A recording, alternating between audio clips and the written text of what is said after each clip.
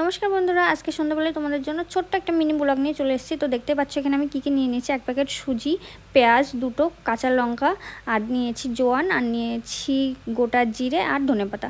তো সব কিছু কুচি কুচি করে কেটে নিয়েছি। তারপরে কড়াইতে তেল দিয়েছি। তেলটা গরম হওয়ার পরে জোয়ান, জিরে, লঙ্কা কুচি, পেঁয়াজ কুচি সুন্দরভাবে ভেজে নিয়ে পরিমাণ মতো লবণ, পরিমাণ মতো হলুদ, একটু কিছু ভেজে নিয়ে তারপরে দিয়ে দিয়েছি পরিমাণ মতো জল।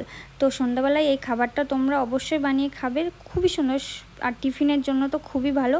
তো তারপরে দিয়ে দিলাম ধনেপাতা, তারপরে দিয়ে দিয়েছি সুজিটা পাকাতে পাকাতে ঠিক এরকম টাইপের যখন হয়ে আসবে নামিয়ে নিয়ে ঠান্ডা করে গোল গোল করে এভাবে রোড করে নিয়েছি। তো অন্য দিকে কড়াইতে তেল গরম করতে বসিয়ে দিয়েছি। তেলটা গরম করে সুজির এই রোডগুলো তেলের মধ্যে ভেজে নিচ্ছি। তোমরা বাড়িতে অবশ্যই এটা বানিয়ে খাবে, খুবই ভালো লাগবে। আর বাচ্চাদেরকেও টিফিনে বানিয়ে দেবে, ওরাও খুব সুন্দর খুশি হবে।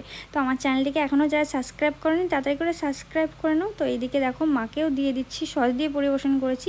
মা তো খেয়ে খুবই সুন্দর বলেছে। তোমরা ঝটপট বানিয়ে নাও। আজকের মতো টাটা।